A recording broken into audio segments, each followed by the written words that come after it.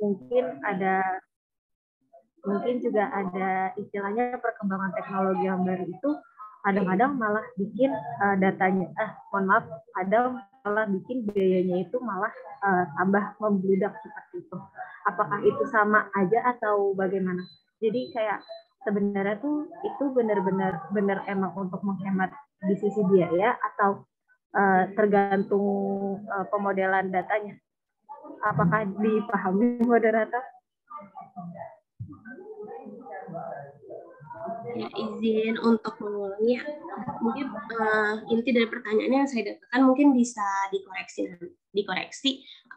Apakah manfaat untuk pengurangan data ini benar-benar efektif atau sama saja karena tergantung dengan teknik atau jenis pemodelan data yang akan dilakukan. Apakah benar seperti itu? Iya benar, moderator. Ya baik, terima kasih. Akan ditampung untuk kelompok 4, lalu dilanjutkan oleh Dini Tristawati, dipersilahkan. Iya baik, apakah dengar jelas? Mohon maaf Dini, suaranya putus-putus.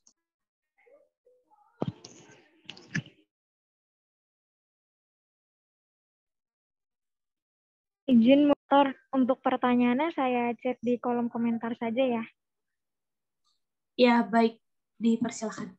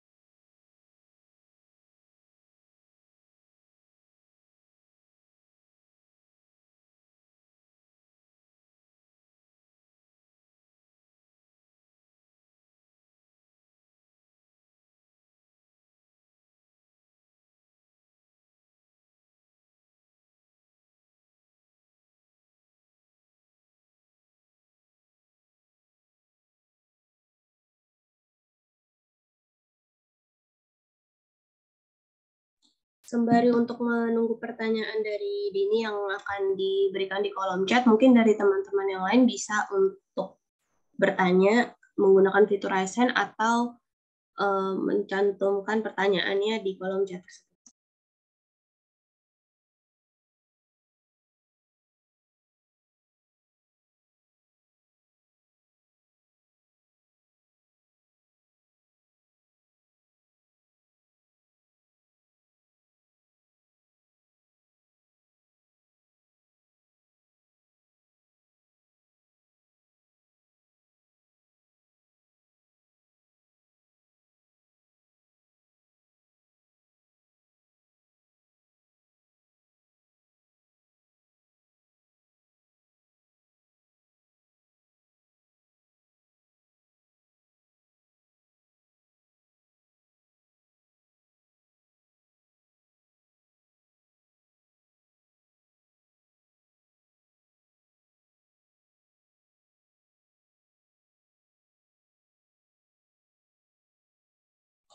Ya baik, izin untuk membacakan pertanyaan dari Dini Tristawati. Assalamualaikum warahmatullahi wabarakatuh. Izin, saya Dini Tristawati dari kelompok 1, izin bertanya. Seperti yang sudah dijelaskan oleh kelompok pada proses pemodelan data, salah satunya yaitu identifikasi entitas dan properti. Izin bertanya, apakah ada hubungan entitas dan properti pada prosesnya, seperti contoh apa yang dimaksud dari identifikasi entitas dan properti tersebut. Baik, untuk kelompok 4 bisa ditampung terlebih dahulu, dan dari teman-teman apakah ada lagi yang ingin ditanyakan mengenai presentasi kelompok 4?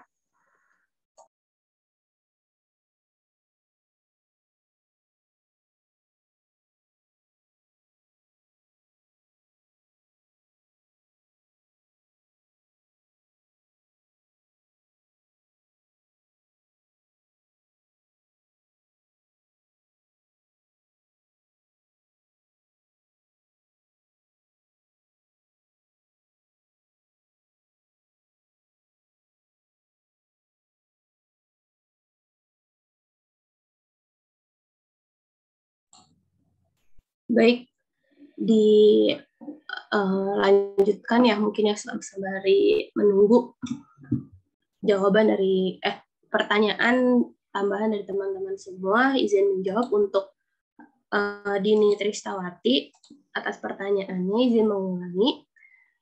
Seperti yang sudah dijelaskan oleh kelompok pada proses pemodelan data, salah satunya yaitu identifikasi entitas dan properti. Izin bertanya apakah ada hubungan entitas dan properti pada prosesnya, serta contoh apa yang dimaksud dari identifikasi entitas dan properti tersebut. Kan izin untuk menjawab ya, Naswa dari kelompok 4, terlepas dari moderator, untuk yang proses pemodelan data pada, kalau tidak salah itu step yang pertama, identifikasi entitas dan properti seperti yang sudah dijelaskan tadi. Entitas tersebut itu bisa berupa orang, bisa berupa konsep atau waktu. Saya akan ambil contoh salah satu ya. Misalkan kita ingin melakukan pemodelan data kepada manusia. Manusia itu kan dianggapnya sebagai satu entitas atau unsur ya. Saya menganggapnya itu. Dan manusia ini kan memiliki yang pertama ada yang tinggi badan, berat badan, atau sifat, jenis kelamin, TTV, dan lain sebagainya. Nah, unsur hal yang di dalam manusia tersebut itu disebut properti, karena seperti yang sudah dijelaskan tadi, setiap entitas memiliki properti. Jadi bisa dibilang entitas itu kata benda dan properti itu kata sifat ya. Nah, kalau misalkan ingin melakukan pemodelan data, saya ambil contoh pemodelan data pada kelas RKI. Seperti yang kita tahu, mahasiswa RKI ini kan manusia, ya. Dan dari manusia ini terdapat juga jenis kelamin. Ada yang laki-laki dan perempuan. Laki-laki dan perempuannya itu disebutnya properti karena apa yang dimiliki dari manusia tersebut. Terus tinggi badan dari mahasiswa kelas RKI ini kan juga berbeda-beda ya. Nah, itu juga bisa disebut sebagai properti tinggi badan, berat badan, terus cara berpakaian, begitu Dini. Jadi untuk mengidentifikasi identitas dan properti tersebut ya, kita mengambil suatu objek, lalu kita uraikan objek itu memiliki apa saja yang ada di dalamnya. Begitu agar menjadi data yang terstruktur. Seperti yang kita mau dari mahasiswa RKI bisa dibagi-bagi. Ada berapa yang perempuan, ada beberapa yang laki-laki, ada yang memakai hijab, ada yang tidak memakai hijab, ada yang tinggi badannya 150, ada yang tinggi badannya di bawah 150. Begitu, Dini. Apakah jawaban tersebut bisa dipahami? Iya, sudah terjawab, Naswa. Terima kasih. Ya, baik. Terima kasih. Lalu mungkin untuk jawaban Ayu, mohon ditunggu sebentar. Dan untuk menunggu itu dari teman-teman dari kelas RKI, apakah ada yang ingin bertanya? Jika ada, bisa langsung raise hand atau mengetik pertanyaan di kolom chat.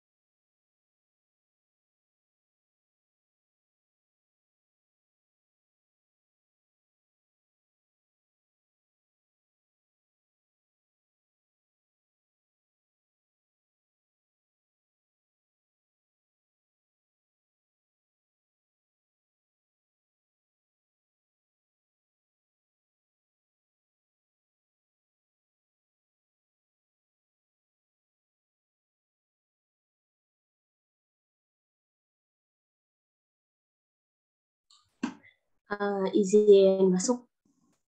Naswat dari kelompok 4 terlepas dari moderator ingin menjawab dari pertanyaan Hertinayu Indriaswari, izin untuk mengulang pertanyaannya.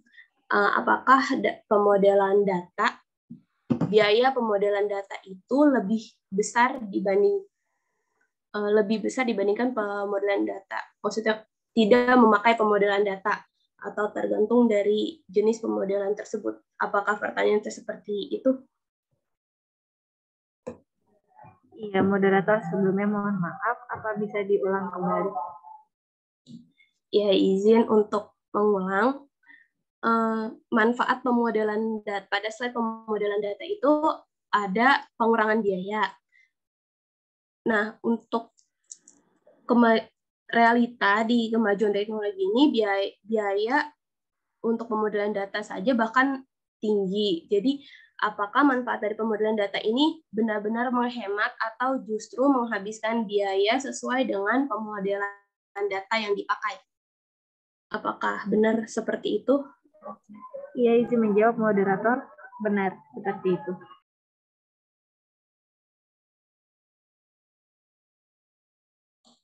Ya, baik. Izin untuk menjawab. Naswa terlepas dari moderator sebagai anggota dari kelompok 4, izin untuk menjawab.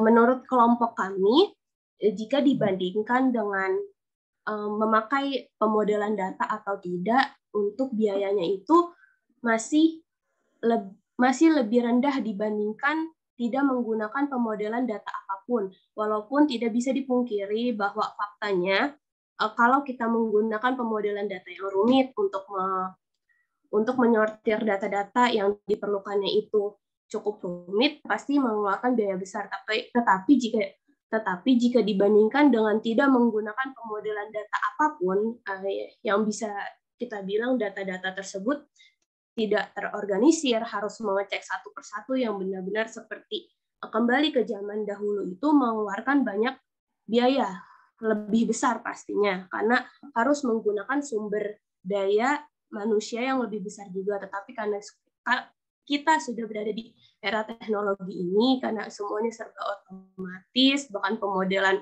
data atau penyortiran data ini benar-benar praktis, itu biayanya bisa ditekan begitu.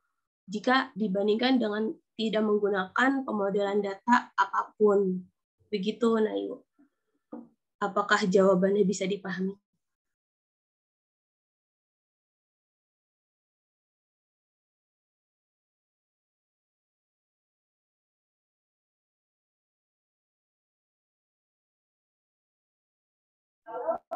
Iya, moderator, cukup, terima kasih.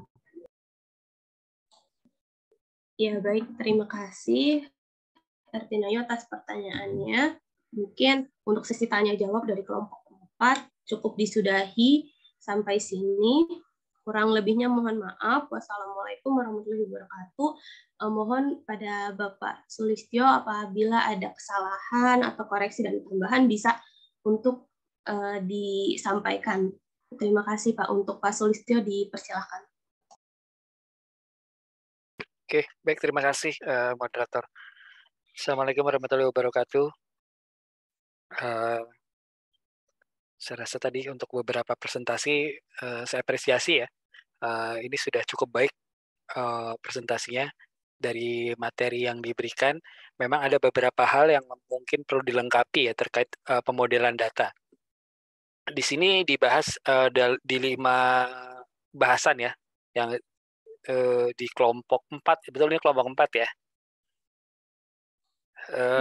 Terkait definisi model, manfaat pemodelan data, teknik pemodelan data, jenis model data, dan prosesnya seperti apa.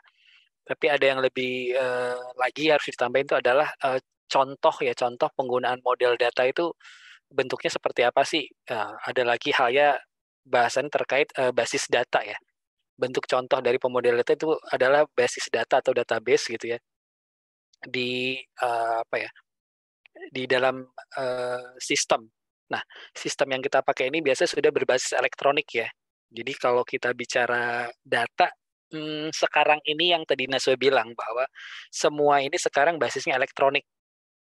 Kita ngomong data, dulu mungkin data juga sama ya. Kita mengambil data itu basisnya seperti kayak orang survei ya, dengan kertas kita centang-centangkan pertanyaan, lalu ntar data hasil pertanyaan itu nanti direkap dulu di dalam satu sistem gitu, dalam aplikasi ya, pengguna aplikasi untuk mengecek dan sebagainya, nanti bisa ditentukan. Nah sekarang ini kenapa sih dengan modelan data ini jadi penting ya? Karena memang dasarnya sekarang itu sudah berbasis pakai sistemnya elektronik semua. Jadi yang pasti manusia itu memang dari kita ini membutuhkan untuk perangkat elektronik seperti komputer untuk pengolahan data yang jumlahnya besar. Sehingga yang diharapkan hasilnya itu sesuai ataupun diinginkan seperti apa, dan hasilnya ini akan jadi pengambilan keputusan seperti apa. Jadi, nah kita kembali dulu ya dari yang kemarin. Mungkin saya rasa untuk orang-orang di rekan-rekan di sini sudah cukup paham terkait ngomong data. Jadi masih ingat ya kalau ngomong data kemarin, pasti data itu adalah kumpulan dari apa ya bahasanya, kumpulan dari bisa juga berupa objek, bisa juga berupa angka, data itu ngomong itu, bisa juga berupa huruf, teks ataupun simbol gitu ya, atau objek, satu objek itu ada disebut sebagai data. Tapi prinsip data itu adalah dia berdiri sendiri ya, dia tidak akan berarti kalau tidak dikelompokkan. Jadi misalnya ada angka, ya angka saja itu data. Cuman data apa namanya, nah kita nggak tahu. Nah kemarin saya definisikan data itu seperti itu. Nah, data ini akan bertransformasi jadi informasi kalau apa? Data itu sudah dikelompokkan gitu ya.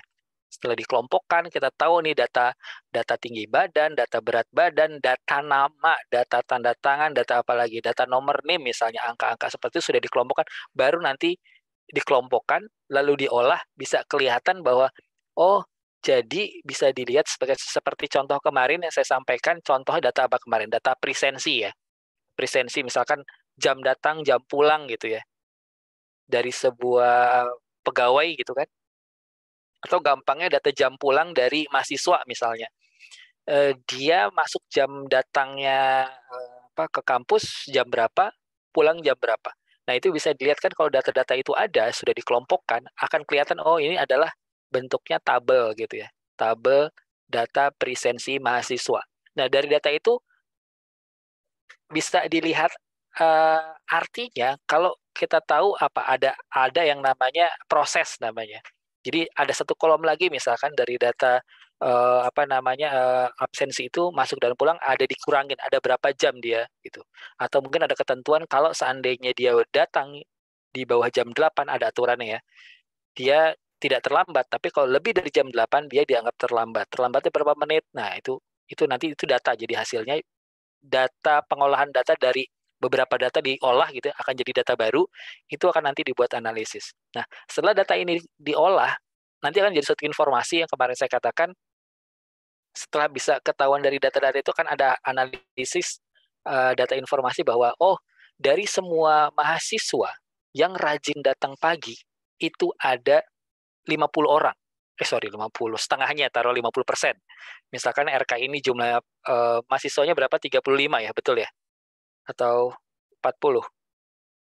Nashwa, ada 40 ya? Iya Pak, 40. Oke, taruhlah 20 orang itu rajin, tidak pernah terlambat datang. Sisanya terlambat datang, tapi terlambatnya ada kategorinya lagi.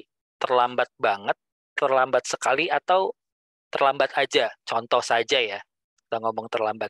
Terlambat aja itu bagaimana kalau terlambatnya hanya 15 menit?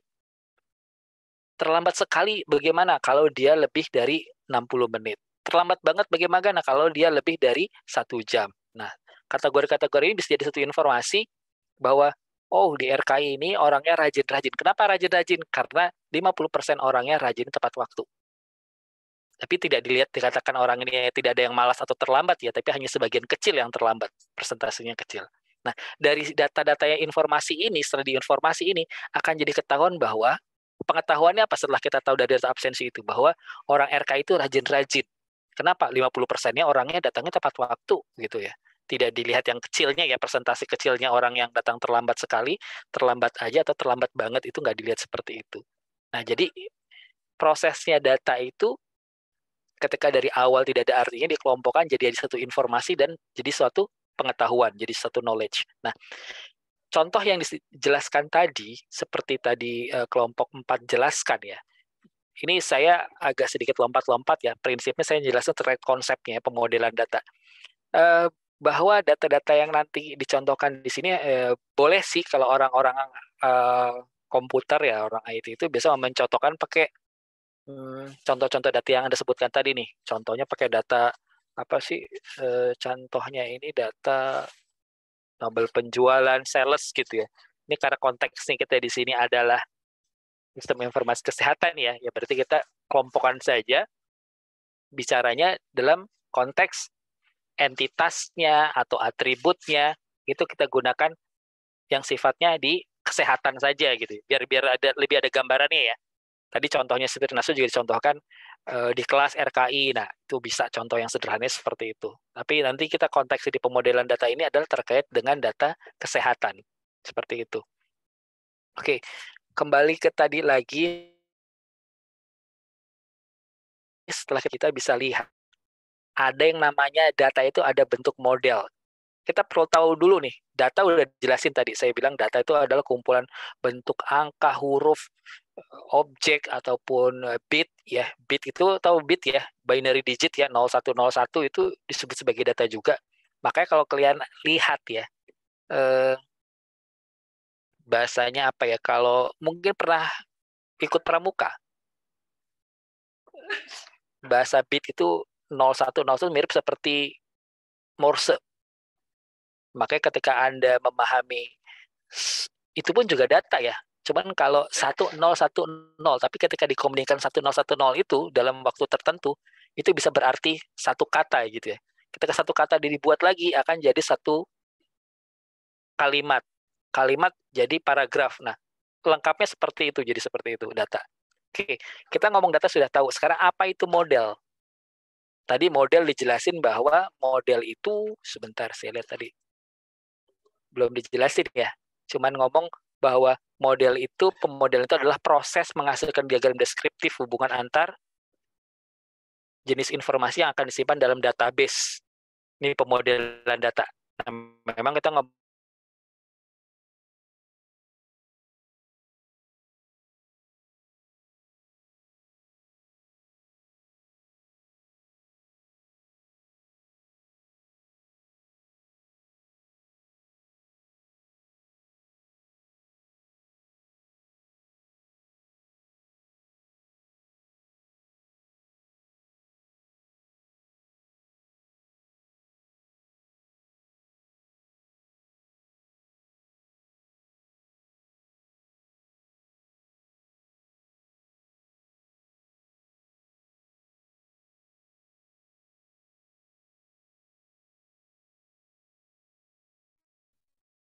Oke, Maula.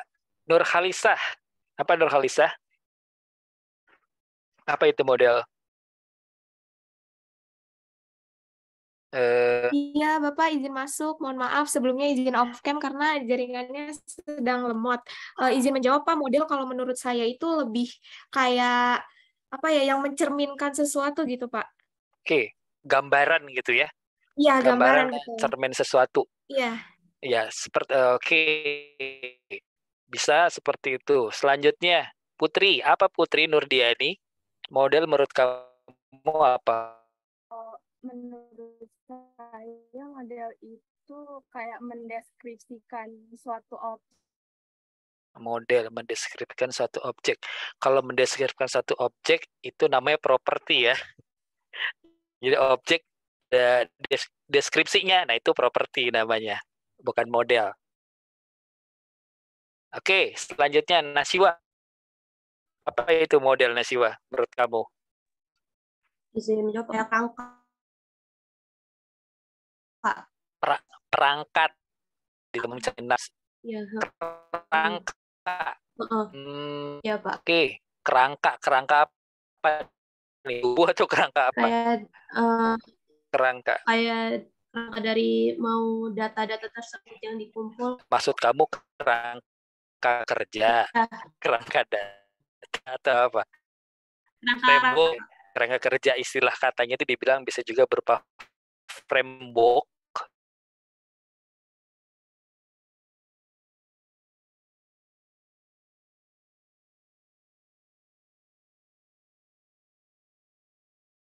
Kalau kalau kalau kerangka acuan itu bahasanya SO, prosedur how to. Kurang tepat juga. Siva apa Siva? Tapi teman-teman udah jelas dari objek gitu ya, apalagi.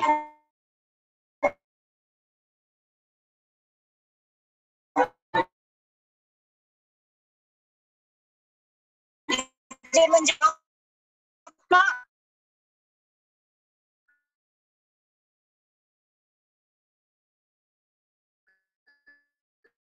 Menurut saya Pelancongan Siva. Saya model itu Misalnya kamu udah sempetin juga, memang sebenarnya model itu tadi bisa juga berupa kerangka kerja cerminan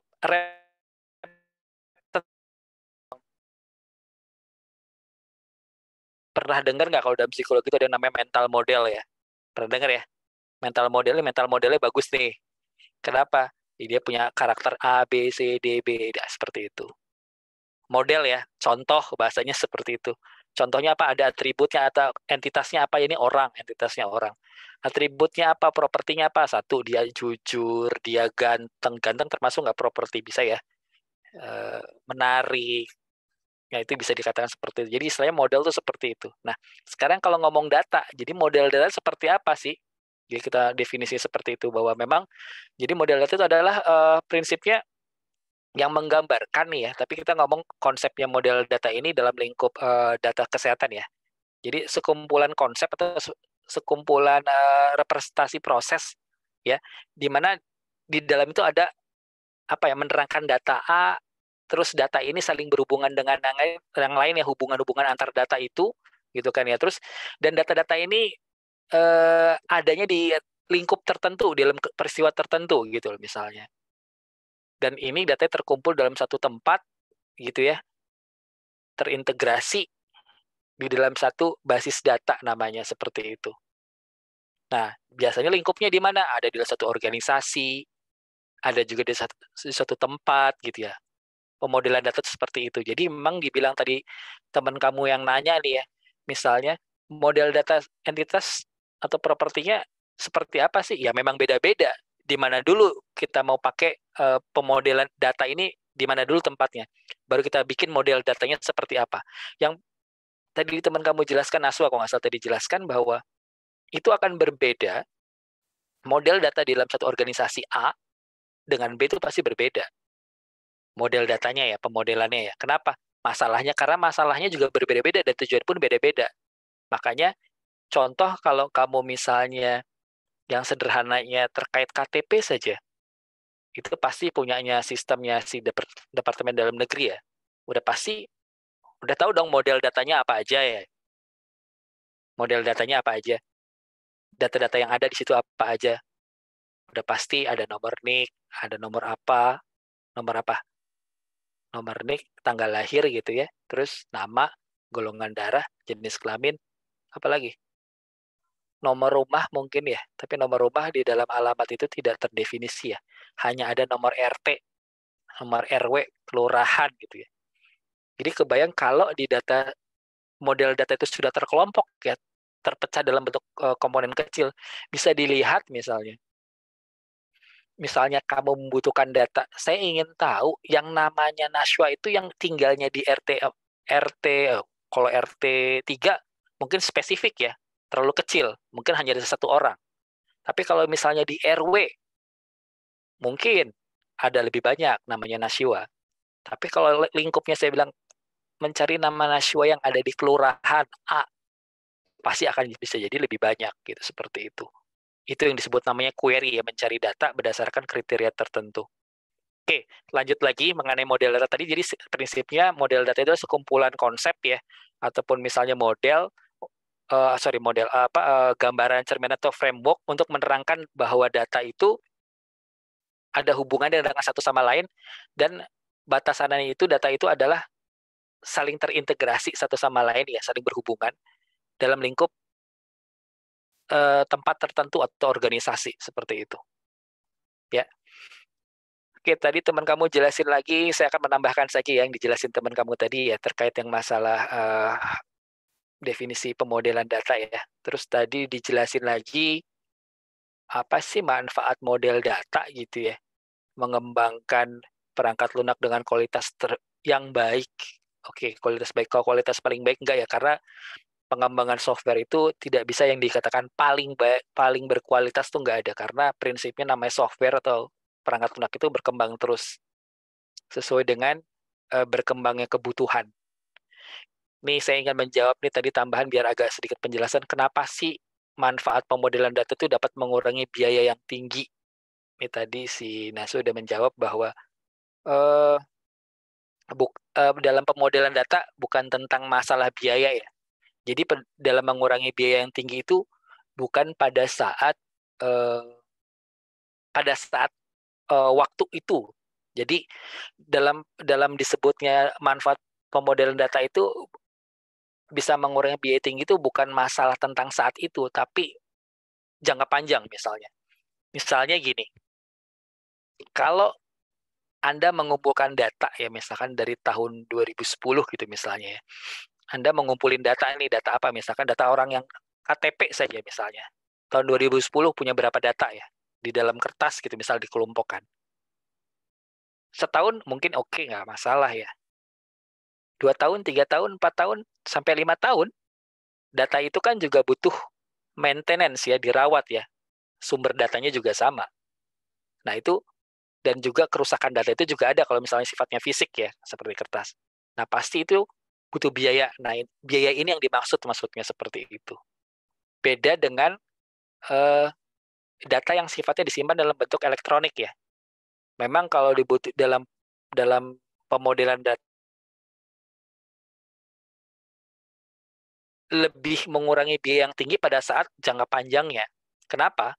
Ini contoh nggak bisa kita katakan pada sewaktu-waktu. Misalkan gini, misalkan di sistem IS-nya Poltekkes misalnya ingin menyimpan data Anda, itu menyimpan data Anda itu butuh apa namanya perangkat infrastruktur.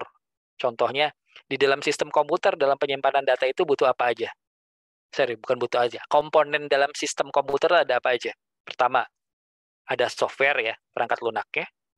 Ada hardware, betul ya?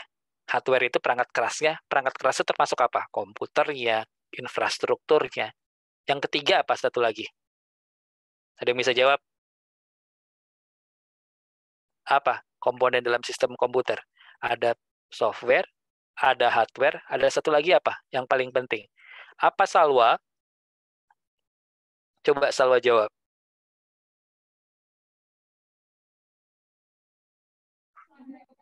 Izin menjawab Bapak, properti Pak.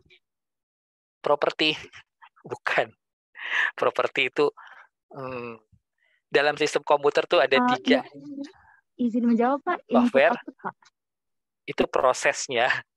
Tapi kalau dalam sistem komputer benar ada input, proses, output. Tapi komponen komponen sistem yang ada di dalam sistem komputer itu cara kerjanya benar, sistem input, proses, output. Tapi komponennya ada software, perangkat lunak, ada hardware, ada satu lagi apa namanya? Brainware. Brainware ya. Brainware-nya itu siapa, Salwa? Brainware itu yang mengelolanya Pak, seperti ya, teknisi. mengelolanya ya, ataupun manusianya ya. Itu brainware-nya. Nah, investasi biaya untuk mengembangkan pemodelan data ini ya pasti pertama cukup besar gitu ya. Butuh hardware-nya, perangkat infrastrukturnya, butuh software-nya untuk bisa mengelola itu gitu ya. Nggak cuma hanya itu, butuh orangnya nih, seperti kalian yang pinter-pinter ini butuh untuk mengelolanya. Kalau nggak ada kalian ya mungkin perangkat itu hanya secanggih hanya sebagai perangkat, bahasanya gini lah ya. Anda bisa punya ngelihat mobil Mercedes-Benz seri C700 misalnya, software-nya udah ada, tapi nggak ada yang mengendarai. Apa yang bisa kalian lakukan?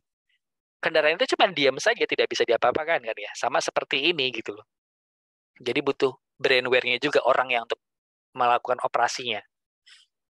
Oke, jadi selain kembali ke tadi lagi ya, sebentar ini kok hang. Dalam mengurangi biaya tinggi itu pada awalnya memang tinggi, tapi dalam jangka waktu berapa lama ya data itu tersimpan, 10 tahun, 15 tahun, atau 20 tahun, data itu tetap tersimpan gitu loh, di dalam perangkat yang sama. Ataupun Anda bisa bayangan gini nggak, DVD, tahu DVD ya? Kalau Anda nonton film DVD, itu bisa berapa lama? Kalau dulu zamannya CD, nonton satu film, satu CD ya. Tapi dengan DVD, bisa menonton banyak film dengan kualitas compact disc ya. Tapi kalau kualitasnya tinggi, ya paling cuma satu film doang. Kebayang nggak kalau itu cuma satu data? Satu data itu taruhlah 1 kilobyte misalnya. Satu orang 1 kilobyte. Lalu disimpan dalam DVD. Berapa banyak tuh data yang tersimpan dalam satu DVD? Dan DVD ini tersimpan, bisa kesimpan berapa lama? 20 tahun, 10 tahun, selagi nggak ada yang kerusak ya, masih bisa kebaca kan? Nah, sama seperti itu. Jadi, dapat mengurai biaya tinggi itu pada saat jangka panjangnya, bukan dalam jangka pendeknya ya. Kenapa? Data itu tetap tersimpan. Dan ketika data itu tersimpan, bisa digunakan kembali nggak data 10 tahun yang lalu? Bisa. Tanpa harus Anda melihat, ngebuka-buka lagi datanya, ngelihat lagi ini siapa, nggak seperti itu. Nah, itu yang disebut namanya mengurangi data biaya tinggi pada saat jangka panjangnya. Karena dengan pemodelan data ini, pengelompokan datanya benar. Ya, benar tuh artinya sesuai kebutuhannya ya. Pasti akan sangat mengurangi biaya. Contoh nih, sekarang ya, andai saja nih, seluruh data mahasiswa Poltekkes itu tersimpan, misalkan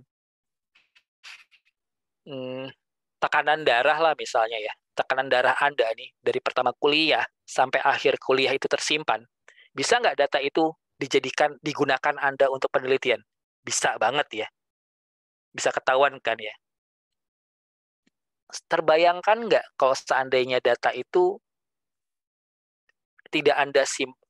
bukan tidak simpan ya, ibaratnya tidak disimpan ataupun tidak diambil ketika Anda membutuhkan data itu, apa yang Anda lakukan? Pasti Anda ngecek lagi ya orang-orangnya ya. Datanya ada nggak? Kalau datanya masih manual, Anda lihat kertas gitu ya, satu-satu hasil tekanan darah siswanya dicek, dimasukin satu-satu lagi. Tapi kalau sudah sistem elektronik, berapa banyak biaya yang harus dihemat ketika Anda harus melihat data itu dimasukkan lagi, di entry lagi gitu ya. Tapi dengan adanya sistem elektronik ini, cukup Anda ambil saja, bisa Anda olah langsung, waktunya lebih cepat, biayanya lebih rendah. Seperti itu yang dimaksudnya dengan biaya lebih tinggi.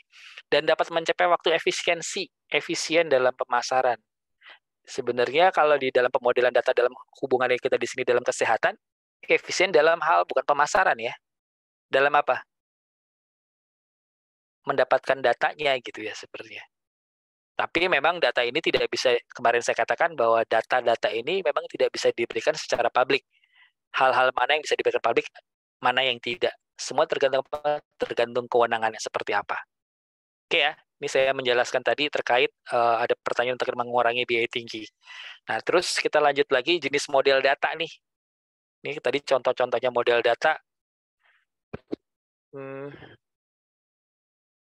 Ini contohnya. Oke, jenis model data. Jenis model data teman kamu bilang tadi ada berapa ini ya? Sebentar. Model data itu ada 3 atau 4 sebentar. Apa ada berapa Naswa tadi model datanya? Konseptual, fisik, satu lagi apa ya Naswa ya? Ini saya miss nih. Apa Naswa? Oke, jangan Naswa deh. Siapa ini yang anggota kelompok belum yang saya tanya ya?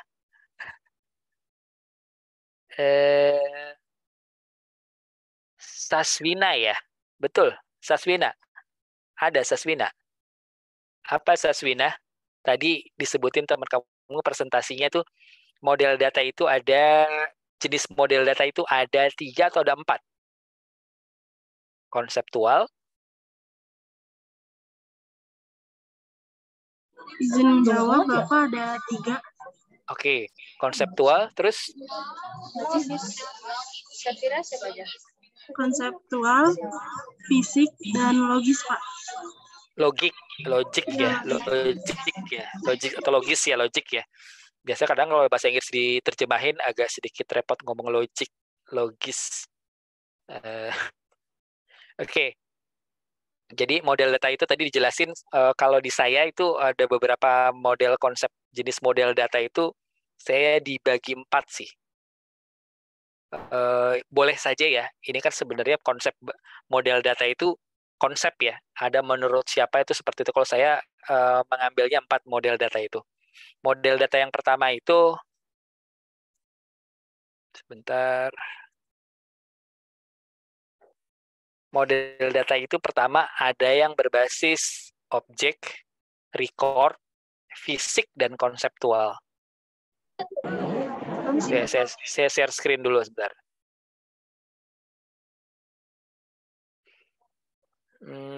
Sebentar, kenapa ini nggak bisa keluar ya?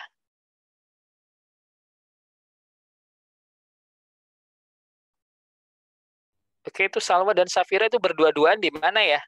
Sama siapa lagi tuh? Itu sedang di ruangan praktek atau apa ya? Mohon info ya. Bisa berdua-duaan itu.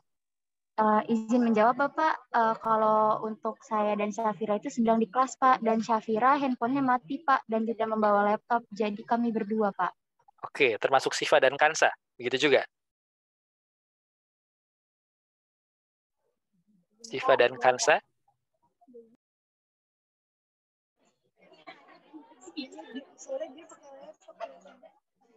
Oke, nggak apa-apa. Oke, sekarang pay attention aja ya, tolong diperhatikan ya. Jadi konsep model jenis data itu ada 4. Jadi basisnya objek, berbasis record, atau berbasis fisikal, fisik yang tadi dibilang, atau berbasis konseptual. Istilahnya kalau dalam bahasa Inggrisnya object based data model ya. Jadi nanti kalau ada pertanyaan berbasis OBDE, RBDE, record based data model, atau PBDE berbasis fisikal, atau berbasis konseptual. Tadi dijelasin teman kamu tuh kalau berbasisnya konseptual itu memberikan gambaran besar tentang data gitu ya. Tadi dijelaskan bahwa jelasin datanya itu adalah data yang di dalam sistem. Sistem apa? Ya sistem, apakah sistem komputer ataupun sistem kesehatan atau apa sistem lah, ini seperti itu. Nah, tadi juga bicara terkait dengan atribut data dan kondisi batasan data ya, atribut data. Nah, atribut tadi sebenarnya jadi gini.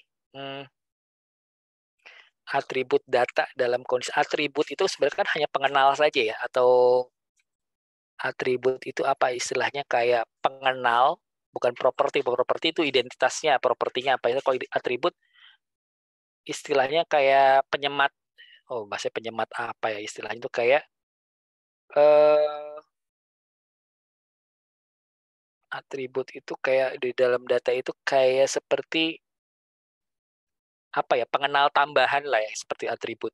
Ada atributnya apa gitu ya. Nah, jadi kalau berbasis objek, itu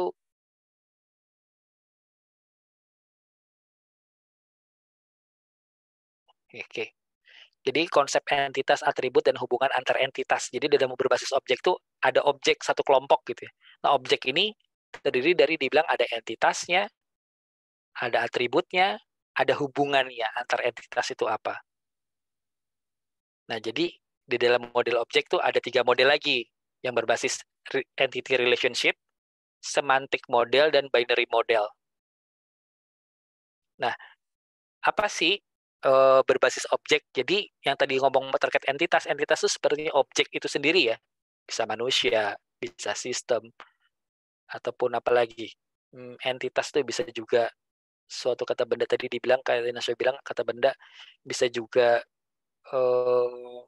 kelompok gitu ya. Seperti itu entitasnya. Tapi yang pasti entitas ini bisa ada hubungan dengan yang lainnya. Atau juga bisa satu orang. Nah, hubungan ini bisa lebih dari satu, atau hubungannya satu-satu. Seperti itu. Nah, ini ada yang penyajian datanya, ada 3 modelnya berbasis objek. Ada yang disajikannya dalam bentuk entitas dan relationship. Jadi, bentuk entitas hubungannya apa dengan dia, jadi berbentuknya kotak-kotak aja dengan ada garis hubungnya, penghubungnya seperti apa. Nah, kalau semantik model itu entitas, tapi dengan penjelasan entitasnya ini ada apa aja, jenis datanya apa, misalkan dia numerik datanya, selain numerik apa lagi? Numeriknya kan kalau ngomong numerik, data numerik, kalau saya bicara terkait data-data angka ini ngerti ya, ada numerik. Numerik itu kan kalau angka itu, bilangan angka itu ada desimal gitu ya, ada eksponensial gitu ya, ada apa lagi? Kalau di dalam data elektronik itu ada sifatnya data, istilahnya definisi data real, byte. Kalau data bilangan bulat gitu, bilangan bulat itu hanya 1, 2, 3 sampai angka tertentu bilangan bulat, tidak ada pecahan. Kalau yang disebutnya pecahan itu bilangan desimal, definisinya desimal gitu ya. Ada bilangan byte, hanya bilangan byte itu hanya dari 1 sampai dari 0 sampai 254. Jadi batasan tertentu gitu doang, seperti itu. Oke ya, jadi semantik model ini penyajian datanya dengan menggunakan kata-kata. Jadi misalkan entitas ini datanya apa saja, definisinya gitu ya, mendefinisikan data itu, terus dia hubungannya kemana, ada apa aja dengan entitas yang lain. Jadi semantik bukan penjelasan. Nah, kalau binary model ini bentuknya lebih luas lagi nih. Jadi dia nggak hanya detail dari kata-kata ada apa saja di situ, tapi juga dia bisa melakukan apa. Misalkan entitas jadi sepertinya seolah-olah entitas ini seperti subsistem ya. Dimasukin data A, keluarnya B, misalnya seperti itu. Oke ya, jadi modelnya itu berbasis objek. Entitas seperti itu. Selanjutnya berbasis record. Saya mau nanya, ada yang ngerti arti record enggak ya? Atau arti record? Saya mau tanya dulu sih, siapa ya? Sorry. Oke, saya tanya record.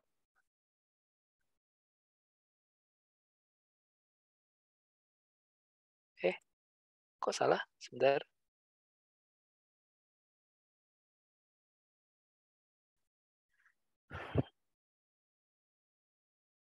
Oke, saya coba tanya Hertinayu.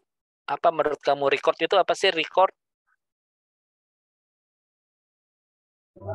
Iya Bapak, izin menjawab apa suara saya terdengar Pak?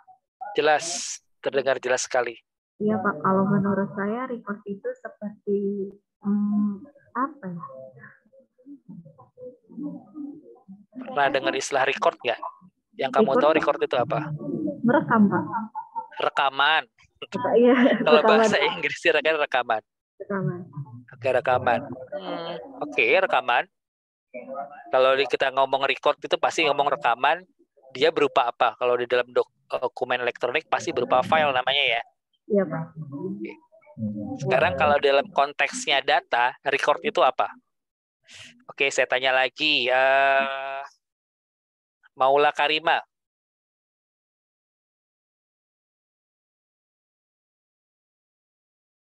Hilda dan Maula. Ini berdua nih ya, Hilda dan Maula ya. Oke, saya tanya Maula Karima. Bisa direspon nggak? Apa itu record? Iya Bapak, izin. Apa itu record?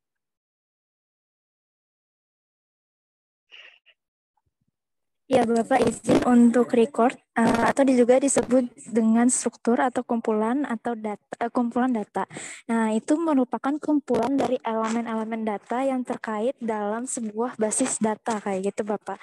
Kalau secara garis besarnya, basis data ini dapat dikatakan sebagai sebuah tabel yang memiliki baris alias record dan kolom atau field kayak gitu, Bapak.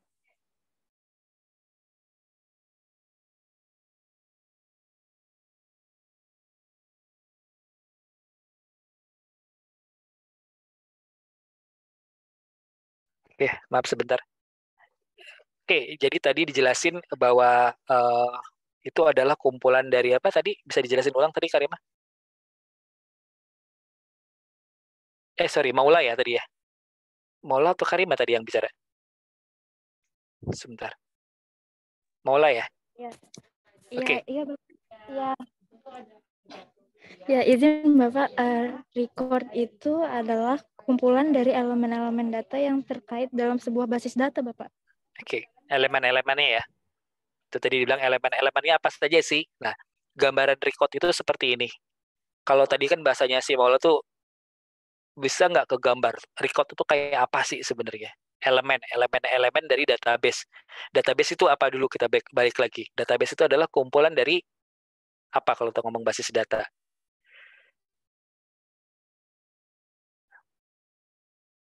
Oke, saya kasih gambaran bahwa di ngomong elemen-elemen database. Database itu elemennya apa saja? Datanya itu apa saja yang sudah dikelompokkan gitu ya. Data itu dikelompokkan, kalau data dikelompokkan, pasti bentuknya, pengelompokan data itu bentuknya apa? Contoh, kalau ngelihat pengelompokan data itu, database yang sederhana itu adalah lihat presensi kalian. Ya, itu dalam bentuknya apa? Tabel ya. Definisinya sama seperti itu, bentuk tabel. Jadi elemen-elemen dari basis data itu adalah tabel. Kumpulan tabel atau tabel. Nah, tabel itu punya komponen kecilnya lagi apa? Kolom tadi ya, pengelompokan data. Kalau ngeliat presensi kan ada kolomnya ya, pengelompokan datanya ya. Kelompok datanya apa? Misalkan nama, NIM, tanda tangan, apalagi jenis kelamin gitu ya. Tapi dari kelompok data itu, kalau kalian lihat Excel ya, di basis data itu, kelompok datanya ada kembali ke presensi dulu biar gampang, bahwa di kelompok data presensi kalian itu cuman ada 4 kelompok data kalau nggak salah saya lihat. Ada nomor NIM, ada nama, ada tanda tangan. Betul ya? Ada 4 ya. Nah, sekarang record itu sama saja seperti isi dari data yang ada di dalam kelompok data itu. Berarti record itu sama seperti apa? Ada berapa data yang ada di dalam tabel presensi? Bisa dipahami nggak? Apa, Vini? Bisa dipahami nggak? Jadi kalau ngeliat presensi ada berapa datanya yang ada di situ? Dari 4 kolom, ada berapa banyak data di absensi kalian? Apa, Vini? Vini, bisa dengar jelas suara saya atau suara orang lain? Ya, izin menjawab. Tadi kurang jelas. Oke, saya ulangin. Di dalam kelompok data tabel itu ada 4 kolom ya. Nah, sekarang di 4 kolom itu, kamu ingat presensi kamu ya. Sekarang ada berapa banyak data di tabel presensi kamu yang ada 4 kolom itu? Ada berapa banyak data?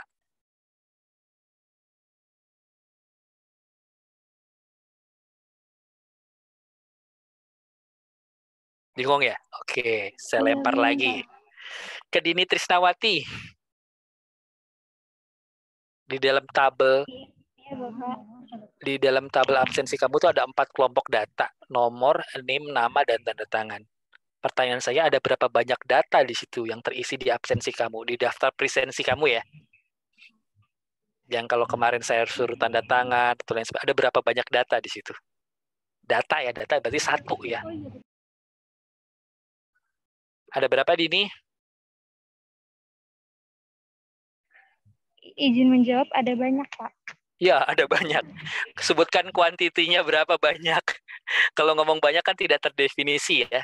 Kalau dalam bahasa Inggris, much gitu ya. Banyak, Pak. Ya, banyak berapa?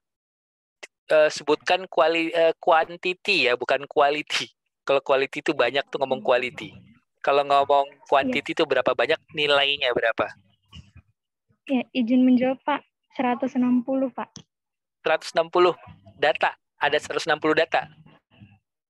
Dari mana kamu dapat 160 data? Soalnya kan kolomnya ada 4 ya Pak. Kalau saya ngitung ada kayak nomor, NIM, nama, tanda tangan. Dan itu kan ada 4 kolom. Ditambah lagi ada data mahasiswanya ada 40. Jadi 40 kali 4 sama dengan 160 Pak. Oke, good. Oke, begitu cara ngitungnya. Jadi datanya ada 160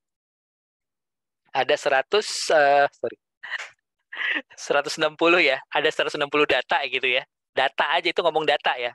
Nah, pertanyaannya, Iya, Pak. record itu seperti satu barisnya itu disebut satu record. Jadi kira-kira di dalam tabel tadi ada berapa record? Kamilah, bisa dijawab nggak? Bantu jawab. Ada berapa record? Saya definisikan tadi record itu adalah satu barisnya dari kelompok data itu disebut namanya record. Nah, ada berapa record di absensi Anda itu? Ya, izin menjawab Bapak. Ya. Ada 10, Pak. Iya, betul. Jadi sebenarnya sudah terjawab tadi ya. Ada 40 kali 4, jadi 40 itu disebut namanya recordnya. Satu keterangan baris di dalam satu tabel itu disebut satu record. Kebayang ya? Jadi kalau Anda datanya ada di mana itu satu record, ya satu data doang, satu data, satu baris data isinya beberapa kelompok data gitu ya. Satu record. Terbayangkan kalau ngomong record itu gambarannya seperti kalau kamu berobat ke Fasiankes gitu ya. Tanggal sekarang kamu berobat. Diketik, disimpan datanya, itu satu record. 2 minggu lagi datang lagi, dicatat lagi satu record. Jadi kalau dalam 10 tahun kira-kira kamu mau berapa record tuh di catatan Fasiankes? 2 minggu datang lagi. Udah 2 kali. Kalau bisa mah jangan banyak recordnya di Fasiankes ya. Kalau bisa cukup sekali aja. Karena kalau makin sering kan berarti karena kalian sering sakit ya gitu ya recordnya. Ya jadi prinsipnya record itu seperti itu. Jadi kumpulan satu baris data dalam kelompok data itu disebutnya bahasa logisnya seperti itu. Jadi kalau pakai bahasa tadi dibilang elemen dari database, oh ya oke, memang begitu bahasa teknikalnya. Tapi yang perlu Anda pahami apapun bahasanya, tapi konsepnya record itu adalah pokoknya dalam satu baris kelompok data diambil satu barisnya, itu disebut namanya record. Oke ya, kembali ke tadi lagi ya, bahwa record itu berdasarkan record menjelaskan kepada user tentang hubungan logik antara data dengan basis data. Tadi komponen elemen-elemen basis data. Bahwa di dalam record itu ada hubungannya dengan yang lainnya. Oke.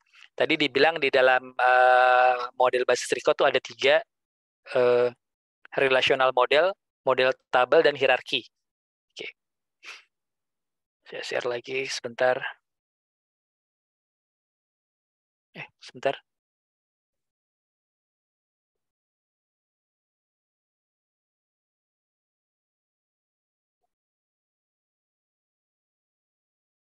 Oke, saya coba cepat sedikit. Oke, ini modelnya yang ada di record ya. Relational model dan model tabel dan hierarchical model. Jadi di dalam model basis data di model berbasis record itu ada 3 model ya. Relational, table, dan hierarki. Oke, modelnya seperti ini bentuknya.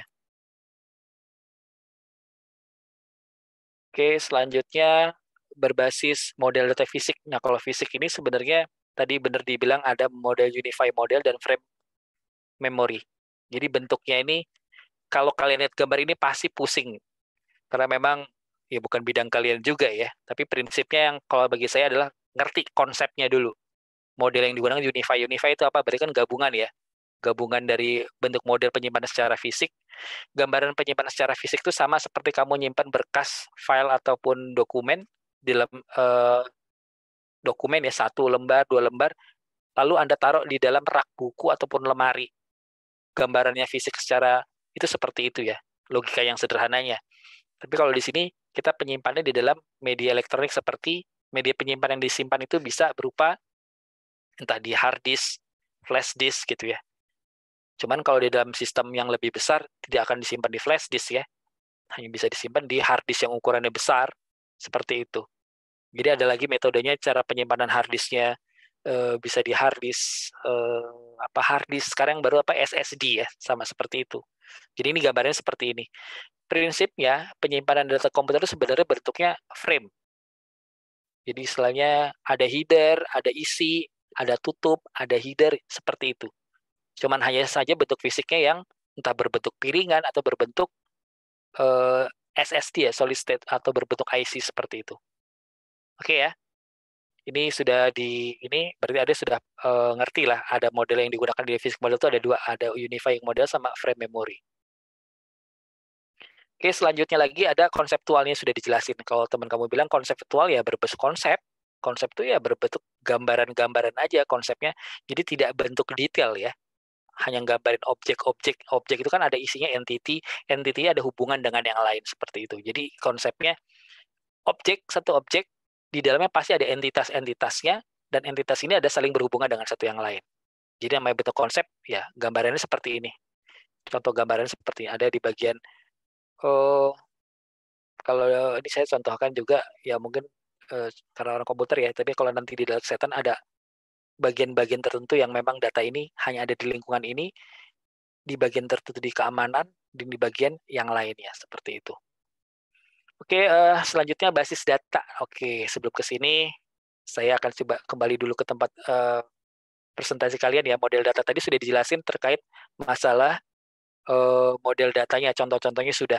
Tapi nanti contoh-contoh ini Anda coba cari ya, model data fix dan sebagainya, contohnya ini dalam bentuk hubungannya dengan sistem informasi kesehatan ya. Misalkan tabelnya seperti apa, tabel kalau dalam sistem informasi kesehatan kan jelas ya. Kalau kamu tahu di dalam dokumentasi keperawatan, biasanya data-data dasar itu apa sih? Di dalam kalau orang ke Fasilitas pertama pasti nomor NIK ada, tanggal lahir ditanya lagi. Harusnya kalau Anda ke Fasilitas cukup nggak perlu ditanyakan lagi ya umur berapa ya. Terus laki-laki apa perempuan nggak perlu ditanya lagi harusnya. Dengan nomor NIK aja sudah ketahuan.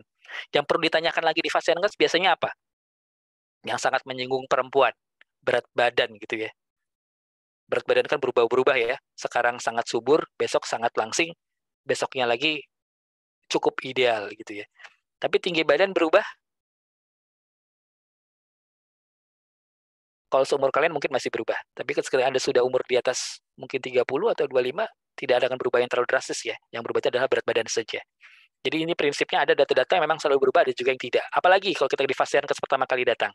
Tekanan darah ya. Cek tekanan darah itu pasti ya. Tekanan darahnya berapa gitu dihitung lagi. Nah, itu memang kalau itu tercatat dan itu ada datanya dimasukkan, terbayang nggak? Bisa kebayangkan atau simptom-simptom Anda orang ke rumah sakit kecatat misalkan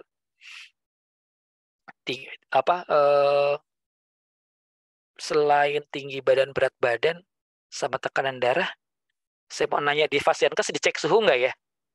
Kayaknya enggak ya. Cek suhu nggak? Enggak ya. Oh, cek suhu. Kalau karena COVID doang ya, tapi sebelum COVID nggak ada pengecekan suhu ya. Langsung gitu aja ya. Tapi penting juga sebenarnya pengecekan suhu kalau memang setelah di dokter gitu ya, di dalam dokter ada pemeriksaan baru dicek suhunya berapa. Nah, itu seperti itu.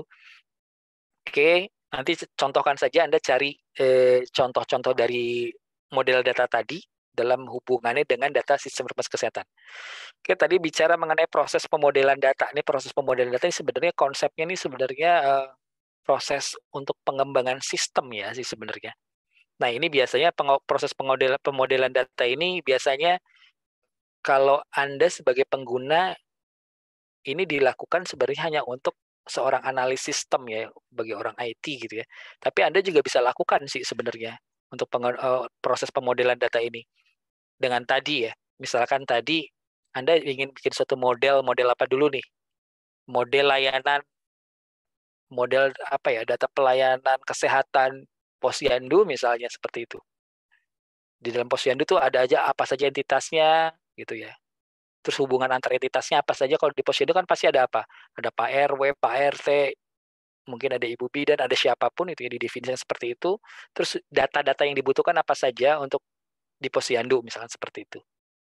Ya proses pemodelan data ya. Ini saya rasa langkah-langkah ini mirip sih dari teman-teman kamu yang jelaskan kemarin, yang tadi juga ada. Tinggal mungkin dari teman yang lain ada yang bilang sampai 7 langkah.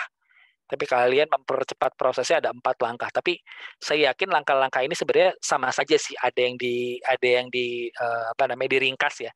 Langkah 1 identifikasi identitas dan properti gitu.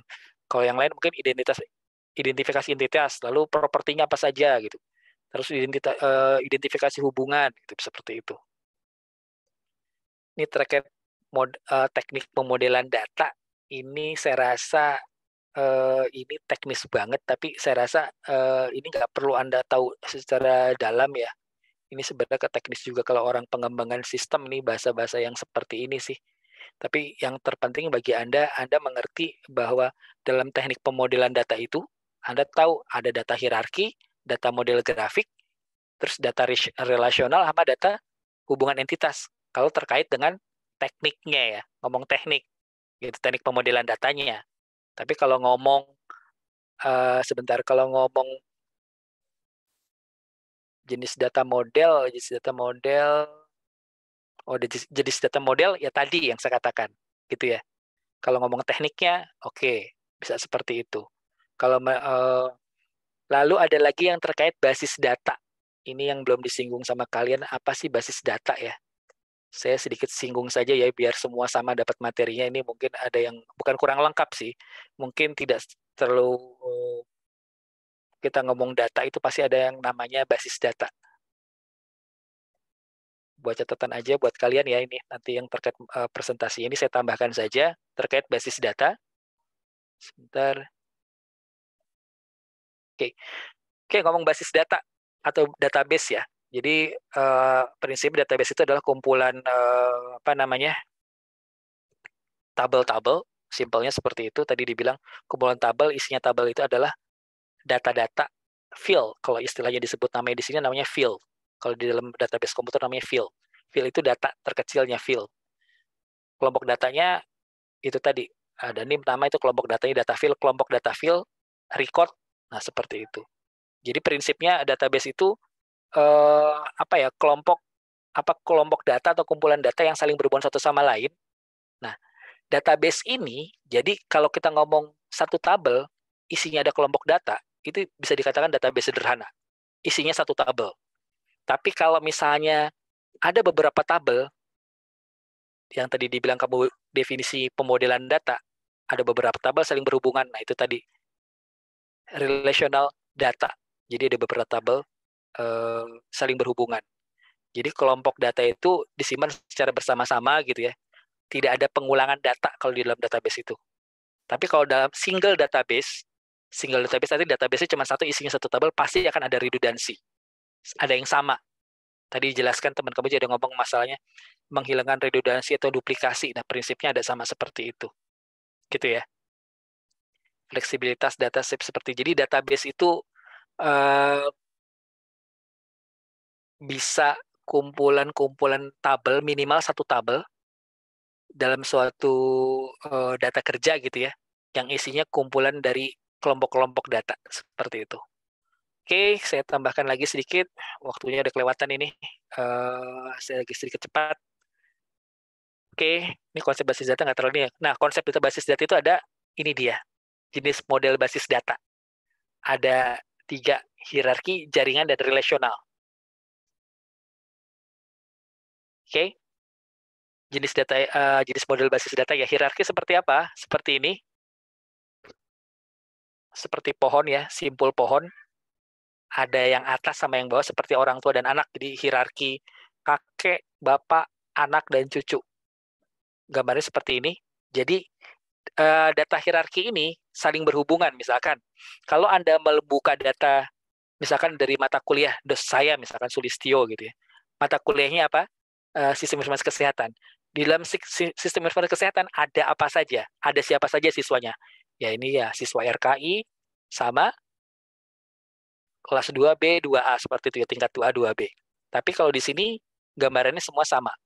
Nah, tapi juga ada kan ya mata kuliah yang lain ketika yang sama yang lain ya, mata kuliah apa misalkan penelitian lagi. Mata kuliah apa yang paling gampang dokumentasi keperawatan misalnya. Dokumentasi keperawatan yang ngajar misalkan Bu Suratun misalnya. Pasti di sini juga ada nama kalian juga kan ya. Jadi istilahnya nama kalian di sini ada, di tempat saya juga ada. Nah, itu hierarki seperti itu. Dampaknya kalau kamu bilang tadi ngomong basis data, ada data yang sama. Data di mata kuliah SIK ada nama kamu, di pembelajaran dokumentasi keperawatan ada nama kamu juga. Nah, model data ini harus berubah ketika data itu sudah mencapai yang paling banyak ya, dampaknya supaya banyak tuh artinya nggak cuma hanya ratusan ribu, bisa 1 juta, 2 juta data. Nah, itu dampaknya dalam media penyimpanan butuh waktu yang lebih banyak, butuh tempat yang lebih banyak. Makanya muncul data jaringan. Ini disederhanakan. Nama-nama orang yang sama disimpulkan, dihubungkan ke sana. Jadi istilahnya kalau nama-nama yang sama dibikin satu, di mata kuliah yang lain hanya menyebutkan dia datanya ada di situ. Jadi tidak menyebutkan nama lagi, tapi cukup identitas namanya saja. Dan ini dalam model jaringan ini yang ada yang namanya seperti pohon ya, hubungan one to many. Jadi data Anda tuh dipakai beberapa mata kuliah, ada di beberapa mata kuliah tertentu. Misalkan Anda di sistem informasi kesehatan, nama Anda ada di dokumen kependudukan ada. Jadi misalnya data Anda tuh satu dipakai untuk beberapa mata kuliah. Ada juga one to one, hubungannya MM itu adalah many to many ya. Dipakai banyak di banyak tempat tabel, tapi one to one data Anda dipakai satu digunakan di satu tempat tabel yang lain. One to many, contohnya yang saya katakan tadi, data Anda dipakai di beberapa mata kuliah. Oke, selanjutnya di model jaringan ada lagi namanya model data relasional. Ini gambarannya. Jadi tabel ini berhubungan ada hubungan dengan yang lainnya. Kalau ini hilang, pasti ini hilang. Tidak semuanya hilang ya, hanya yang berhubungan saja. Makanya kalau yang berhubungan itu, kalau salah satu hilang, pasti yang lain hilang. Makanya seperti ini juga, di sini berubah. Pasti di sini berubah. Oke, itu disebut namanya model data relasional. Konsep datanya saling berhubungan dengan antar entitas satu, data, dan hubungan dengan yang lain. Bentuk relasional itu ada apa? Ada many to many, one to one, sama one to many atau many to one. Kebalik. Tidak ada yang apa? Yang tidak ada hubungan. 0 to 0 itu nggak ada ya. Dalam tabel database itu nggak ada 0 to 0. Pasti selalu ada hubungan. Oke, tujuannya seperti ini ya. Kenapa sih harus ada basis data atau database? Satu, masalah kecepatannya. Kecepatan dan kemudahan untuk dapat. Kedua, efisiensi ruangan. Dibayangkan kalau ada data yang sama, hanya menggunakan link saja, bisa menghemat berapa banyak tempat. Kalau datanya Anda recordnya 1 juta gitu ya, pasti akan lebih hemat berapa banyak space di save ya. Di save itu artinya bisa lebih hemat, maksud seperti itu. Akuransi, ketersediaan. Nah, data ini, tujuan basis data ini adalah ketersediaan. Data ini bisa digunakan oleh siapa saja dengan kewenangan tertentu, gitu ya. Kelengkapan, yang pasti data ini lebih lengkap. Kenapa? Karena dalam satu tabel itu, contoh biodata Anda pasti lengkap tuh. Ngomong nomor NIM, nama, tempat tinggal, email, nomor telepon, nama orang tua, bapak, ibu, gitu ya misalnya. Itu pasti datanya lengkap. Justru ambil satu data biodata akan kelihatan sebenarnya kebersamaan. Ini yang saya bilang. Ketersediaan yang bisa dipakai semua orang, tapi juga ada kebersamaan pemakai. Jadi istilahnya kalau kebersamaan ini adalah contoh, misalkan Anda diminta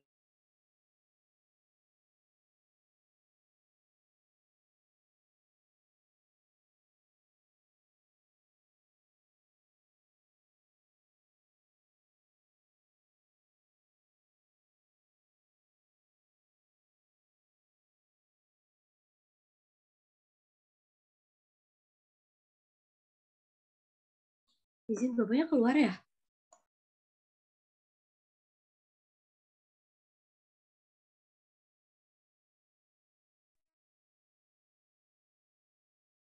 Jelasan saya yang terakhir terkait dengan basis data. Jadi basis data itu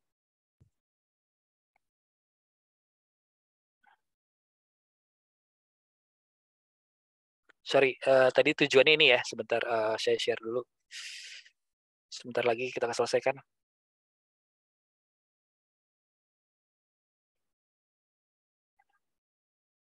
Oke, ini ya, terakhir saya ini ya, kebersamaan pemakaian. Jadi tujuan basis data adalah ini.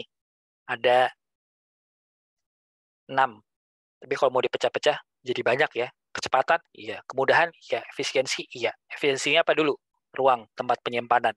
Yang pasti tadinya Anda menyimpan berkas itu dalam satu ruangan lemari, ini cukup dengan dalam satu disk seperti itu. Oke, saya cepat sedikit. Oke, ini operasi dasar, saya rasa nggak terlalu di ini kan. Nah, ini dia yang saya katakan dalam basis data itu ada 2 kategori ya. Flat file database atau relational database. Kalau flat file database itu biasanya hanya isinya itu dalam satu tabel saja. Isinya ada berapa kelompok data, seperti itu. Jadi istilahnya kalau mau bikin tabel biodata, bisa tuh satu database itu setelah biodata nama kamu, belakangnya apa lagi tambahkan, itu bisa satu tabel. Tapi relational database, jadi ketika Anda merubah bikin beberapa tabel ini yang sifatnya unik. Unik itu artinya, bukan unik, artinya kebutuhan tertentu ya. Tertentu sehingga kalau kalian bikin tabel tadi, saya katakan contoh bikin tabel mata kuliah, ya isi mata kuliah pasti ada kode mata kuliah dan nama mata kuliahnya. Tapi kalau kode biodata KHS, misalnya kartu hasil studi, pasti ada apa? Nomor NIK Anda, nama Anda, apalagi mata kuliah yang diambil gitu ya. Jadi seperti itu. Jadi ada relational database. Jadi beberapa tabel digunakan untuk menampilkan berhubungan dengan database lain sehingga menampilkan hasil semua data yang dibutuhkan untuk kebutuhan Anda. Jadi rata-rata untuk kelas besar atau untuk lingkup yang lebih besar, semua menggunakan relational database. Kenapa?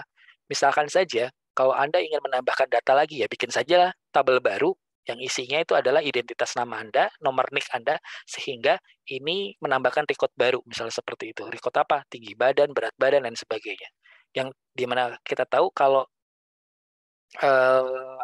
kalau dalam catatan kesehatan itu berat badan selalu berubah, tekanan darah selalu berubah ya, setiap Anda kunjungan pasti itu harus dicatat. Jadi bisa dilihat record atau catatan Anda itu selama 1 tahun bisa kelihatan perubahan berat badan Anda gitu ya. Tekanan darah Anda selalu berubah kapan saja. Nah, seperti itu biasanya tekanan darah itu berubah kalau dekat-dekat KTI misalnya seperti itu. Tekanannya tinggi gitu ya, karena apalagi mau ujian misalnya. Itu pasti. Oke, sudah waktunya habis ya. Oke, saya rasa itu ya. Saya rasa nggak ada yang perlu ditanyakan, karena pasti pada bingung, betul ya? Ini orang-orangnya kok cuman ada 26, yang lain pada kemana? Sudah pada pulang? Oke. Ada yang mau ditanyakan? Kalau nggak ada, geleng-geleng kepala kiri kanan. Oke, nggak ada. Oke, pasti nggak ada dan kalian pasti bingung. Nanti tinggal kita lihat ininya saja ya pada saat ujian. Oke, saya infokan nanti untuk yang soal-soal ujian teori,